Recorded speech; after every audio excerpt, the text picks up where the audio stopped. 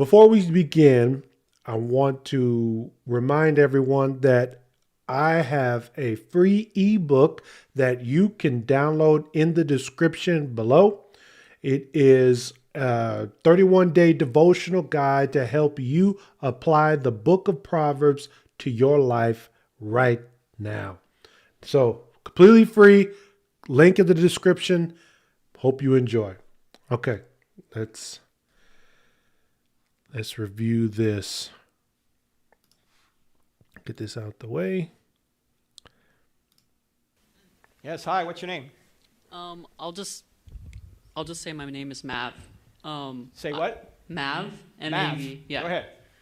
Okay, so my question for you is, if God said that there is going to be male and female, and then there's some variety within that called intersex people, why do you guys insist on this binary definition of sex when clearly biology is not so binary? There are intersex people, and you'll say, oh, it's just 1% of people, et cetera, et cetera.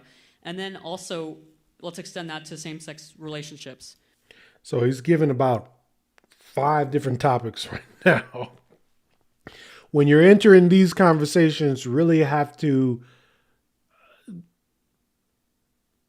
specify what the topic of the conversation is.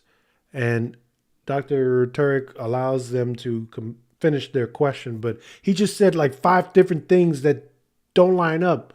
He said that God created the male and female and intersex, which isn't true. At first, it seems like he's saying God allowed people to be intersex, but you guys, you Christians, don't. And it's like this, he's setting the framework of his question on sticks and mud. So you have someone who's born heterosexual, bisexual, or homosexual. So why is there this thing where God would say, that's fine, but that's not fine. And he creates them knowingly like that. And then I have a video on my channel about whether God creates people to sin. He allows people to sin because we have free will. And you can't love something that doesn't have free will, that doesn't have the freedom not to love you back, not to follow you, not to do what you say. And just check that video out, but let's continue. In the past, the church has said these people are mentally ill, they deserve to be, put in institutions, penalized, et cetera, et cetera. I mean, I could go on and on about that. But my question is, why do you say that if I'm going to be a Christian again, then I need to repent from being LGBTQI+, and then accept this narrow version of the gospel? That to me is like conversion therapy, and the UN and all these other major medical organizations in the US and around the world have called that. Well, if you are not a Christian and you want to become a Christian, that would be conversion. And when you are saved, you become a new creation. All right. You are free indeed. You're free from the tyranny of sin. But I don't think that's what he's talking about when he discusses conversion therapy. Conversion therapy, I don't even know what that means. What I hear is that it is some collection of medical / sociological treatments to take away someone's desire for a specific sexual orientation or specific gender. If it's a man, this conversion therapy is to take away the desire for men and vice versa for women.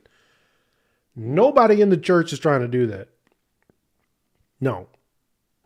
The push for repentance is, number one, what Jesus told us to do. Those of us who walk in truth, walk in the light, we can't dwell in darkness. How can you say you love Jesus, yet you continue to sin willy-nilly? So the question is, are you really saved? Do you really believe? Do you really know who Jesus is? Know what he came to do? And why you believe in him. Torture. So for you to stand here and to defend that, that's pretty messed up. What is your response to Okay, that? well, Mav, let me ask you a question. What is your standard of morality? I'm myself, I'm a secular humanist. I think that everybody is innately good. What do you mean by good? Well, obviously murder is wrong. Why?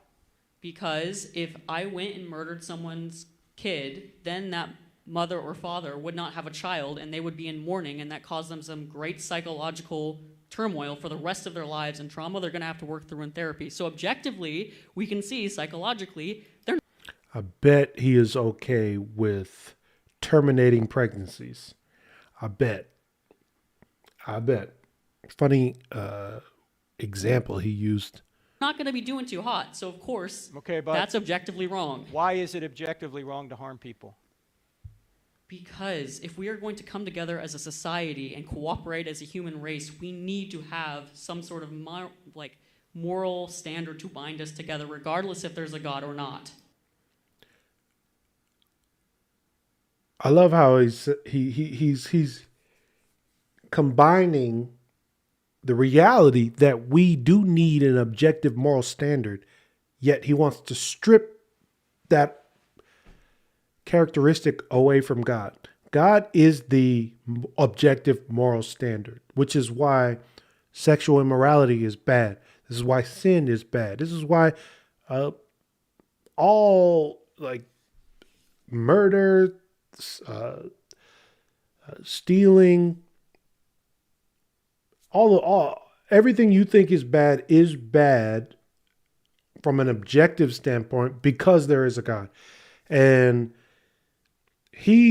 Mav mentions that there are multiple, in order for society to promote the human race, there needs to be an objective moral standard, but it doesn't need to be God. It's founded within our beings as innately good. Well, that is just not true. So if all people are innately good, then what about Hitler? What about Hamas in Israel? What about all sorts of types of people that in history done horrible things? How do you determine that what they did is wrong if morality is found within our being and how we feel? He said if he were to murder a child, then the parents would suffer. The parents wouldn't be able to see the child going forward and living. But that's him. If he were Hitler and the child and the family was Jewish, he wouldn't care at all. And in that circumstance, is it okay? Every time people want to use objective morality and define it as a collection of subjective propositions, like in our society, this is okay or this is not okay. That doesn't work because first of all, there are multiple societies on Earth. So how can you web all these societies together under one moral umbrella, where in America, it's okay. Like, according to American culture, homosexuality is okay. It's okay. It's promoted in some circles. Go to African culture, the African society, it's not. So which one is right? Which one is wrong? You can't come to a conclusion under a secular humanist framework. You can't come to a conclusion under a subjective framework because they don't think it's good. People over here think it's good. People over in Australia think something else is good. So how do you bind all those together for the betterment of the human race without an objective moral standard, which has to be God? And Dr. Turek is going to talk about that here in a second. But whose moral standard? I mean, Hitler had a pretty tight moral standard within Germany. Why was he wrong? Well, obviously he was wrong on many levels. I mean, the fact that he By- murdered millions of but people. by- How is it obvious? He's obvious because By what standard? Why is it wrong to murder people? Well, I'm just going to say, within my own experience, if I witness the murder of someone, which I gratefully have not, I would be, obviously, like there would be a sinking feeling inside of me, like, wow, I just witnessed the loss of someone's life. he keeps using this word obviously. What is obvious about morality if there is no God? If there is no objective standard that everybody can understand and be judged by? How is it obvious? I mean, to me, terminating pregnancies is obviously wrong. But a lot of people don't agree with me. So what's obvious about these things? That's a terrible thing to see. Like if someone got ran over by a car and it was so quick and you just didn't see it coming, like of course that would screw someone up for life. So to me, it's like you don't have to attribute it to whether there's a God or not. Like psychologically, the way that my brain is going to see that is like, wow, I just saw harm inflicted onto another Yeah, human. yes, you're describing how you know something's wrong. The So question that's is a psychological feeling yeah, and the a question physiological is reaction. the question is why is it wrong if there's no God? So wait, can you repeat that last thing? Yeah, you're explaining one of the ways you might know that something's wrong. The question is why is it wrong if there's no God? Well, I just think that as a society, we wouldn't be able to just say like, oh, we should allow murder, we should allow this. Pro tip, when you enter in these conversations that can become quarrels really easily, you have to get clarity on what people are saying. All right? There's a lot of things he's saying in this monologue that need clarification. What does he mean by society? Who is he talking about when he says we? And the biggest question is, he's basically saying objective morality is what we need. So it is helpful to find a common ground. I think Dr. Turek and this Mav person, they would agree that objective morality is important for society. Okay? So the question then becomes, what is objective morality? Who sets that standard? Is it a majority rule? If it's majority rule, then Nazi Germany didn't do anything wrong. Okay? If what's objectively moral is what the majority of a people group decide is objectively moral, then you have no foundation to say anything is wrong. You don't. Because there was a time in Germany where the Nazi party, the Nazi regime was agreed by a lot of citizens, most of the citizens. There was a time in this country where most people believed that slavery of the enslavement of African Americans was a good thing.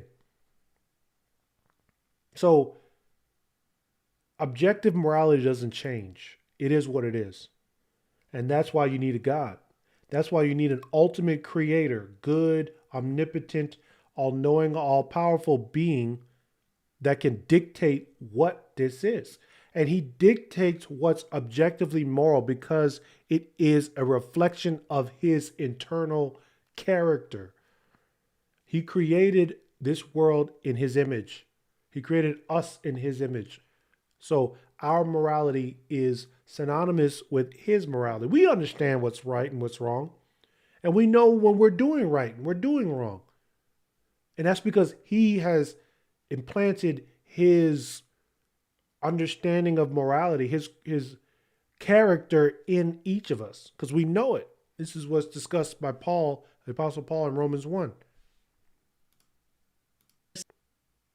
And stuff to happen because obviously slavery was wrong. We abolished that. Obviously, Okay, you're bringing up all sorts of moral wrongs. What But I'm saying is but that was what we need to cooperate as a human race, Yeah, but you- regardless of whether there's a God or not, because evolution has incentivized cooperation. If I share my fruit with my person, they're going to survive. If I take care of the elderly person in my clan, they're going to survive. No. If I take That's care not of the evolution. children in my village, they're going to survive. Evolution.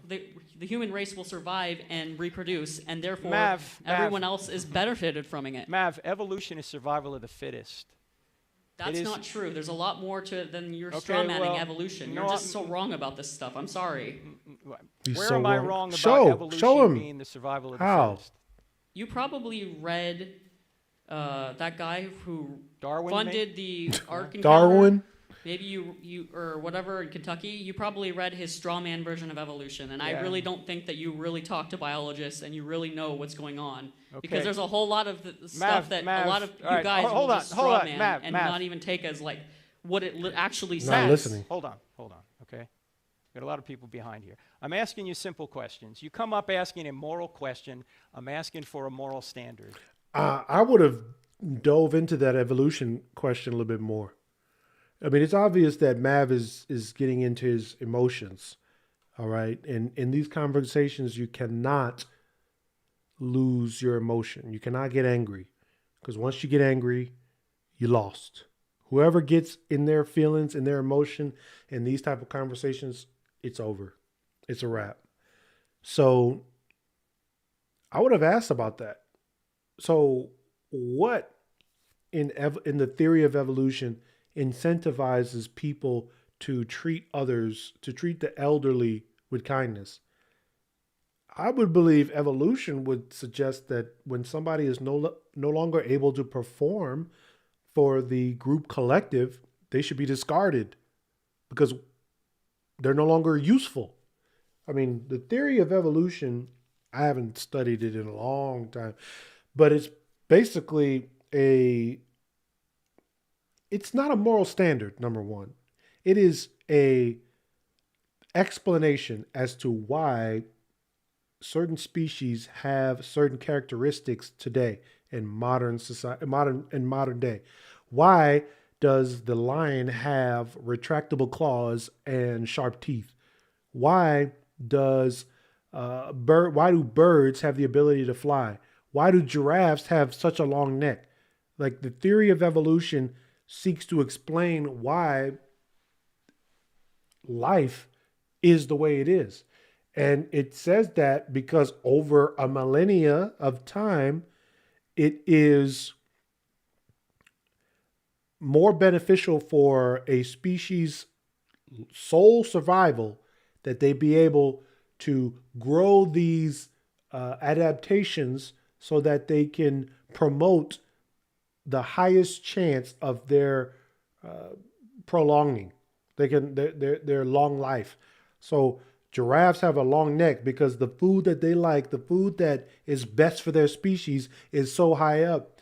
A lion has as much strength and claws and ability because that's the best way they can hunt.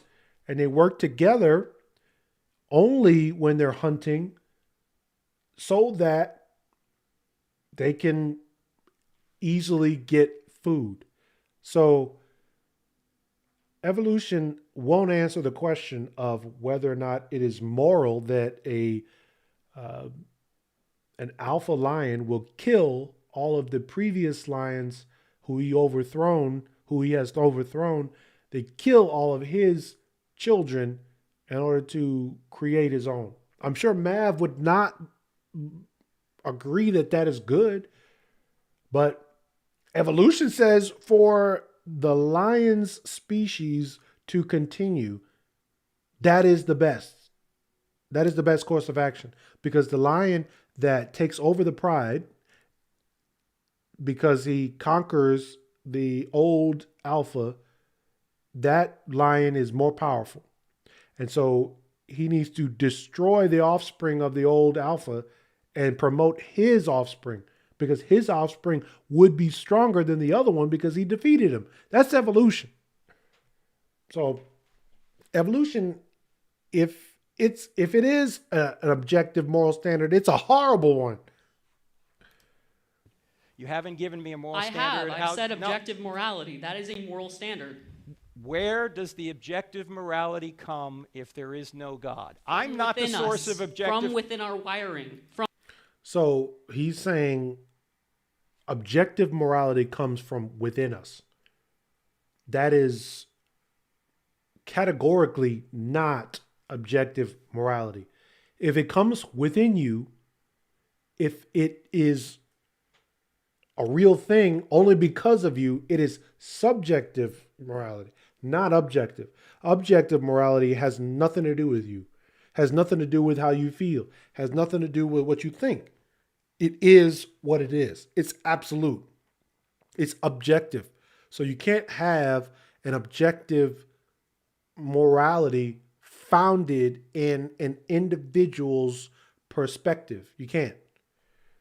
Now, that individual can agree with the objective moral standard, but they can't they can't be one and the same. It's a logical fallacy. That's all. Or it's logically inconsistent. It's both red and not red at the same time. It doesn't work. From collaborating with other people. Okay. There are negative consequences to murder, obviously. Negative is a moral term. You're importing a moral standard into your atheistic system, and you're stealing it from a theistic worldview. That's not true. Well, I'm sorry. You have to show it. You can't just say it's not true without showing it. Standards besides Christianity. Mav. There's Buddhism, there's All right, stop. Shintoism. Mav, there's stop. all these different moral codes from all over the world that I've read about, that I've imported. So that's not true. Mav, I'm going to have to ask you to move away from the microphone unless you give me a chance to respond. Okay? Fair enough. Okay? So there is no objective moral standard unless some kind of God exists. Everything is just a matter of human opinion. And so when you hold up a sign that says that certain people have treated LGBTQ people wrongly, well, they have, and there's so much evidence for it. Mav, you might be exactly right about that. But I know I am. I have experiences and data to back it up. Okay, well, I'm sorry that people have treated you poorly. But you don't have to go on and spread these bigoted viewpoints on YouTube and Facebook like you do. It's just a bunch of misinformation. You have no idea. Mav, you have blood on your hands. Okay, Mav. Do you want to have a conversation, or you just want to... No, I really just would like you to just apologize and turn around and see that what you're doing is harmful. Mav, there's only harm if God exists. Harm is only evil if God exists. And so you're stealing... harm regardless if God exists or not. Thank you, Mav. You're not interested. Thank you for coming. Hey, Mav, if I gave you a book, would you read it? Is it on Audible? I have severe ADHD. I don't have an Audible with me, but is it on any type of written I'll tell you what. If you it's go a back book, to text-to-speech, if bro. you go back there and you give Evan at the table your email address, I do will feel email sorry you for Mav. personally. Okay. I do feel sorry All right. for him. Thank you. Because he definitely seems very confused. He's a very intelligent student, but just because you're intelligent doesn't mean you're not confused. And you always got to love that. You don't have to allow yourself to be steamrolled in a conversation. So there's a book by Greg Koukl called Tactics, one of the greatest apologetics books of the modern era, in my opinion. And Greg explains that you don't have to allow yourself to be bulldozed. Now, you should not, like if somebody keeps interrupting you, they won't let you get your point across. I've literally been in conversations like this where the person is just like, I don't want to hear what you got to say. I ain't trying to hear what you got to say. And you need to understand that. And then you ask them, like, can I give my position? Do you want to have a conversation, or do you want to have a monologue? And just because you point out in a polite way that you're being bulldozed and I need an opportunity to speak in order for us to have a healthy dialogue, even if they don't let you speak, the people that are watching the conversation they are likely being moved by your position, even though your counterpart won't allow you to speak. So just because you may not be getting through to the subject of the conversation doesn't mean that the conversation isn't doing some good. And so you need to recognize the landscape that if you're in a conversation at a gathering, in a friend group, and there are multiple people around, just because the one that you're speaking to doesn't want to let you get a word in edgewise, everybody listening. So here, it would have been frustrating to most people, and even myself, if I'm trying to speak and he keeps interrupting only to spread this propaganda and insult him, basically calling him blood on his hands and he's bigoted and all these things, or the points are bigoted. There's a room full of people that are listening to this, listening to Mav not giving really good reasons for his position, not allowing Dr. Turek to respond, and it does a lot of good in their hearts. And by the way, before we go to the next question, now that I have a chance to speak here, I appreciate people coming here who have a different point of view, but it's got to be a dialogue. It can't be a monologue. And I think that, yes, people who identify as LGBTQ have been treated poorly. But I also think now that Christians are being treated poorly. And both of them are wrong. We ought to respect people even if we disagree with them. But that's a moral category. And respect only makes sense as a moral category if there's a moral standard beyond us. Otherwise, everything's just a matter of opinion. If somebody says gay is good, that's a matter of opinion. If somebody says gay is bad, that's a matter of opinion. You have to have a standard. My question to anybody who disagrees is, what is your moral standard? If there is no God, there's no rights to anything. There's no Christian rights, there's no gay rights, there's no transgender rights, there's no human rights. It's just one person's opinion against another. And when we say we're atheists and we start bringing moral categories into the conversation, I'm going to ask, what's the standard you're using? It turns out the standard stolen from God himself. And that's what I cover in the book, Stealing from God, Why Atheists Need God to Make Their Case. We might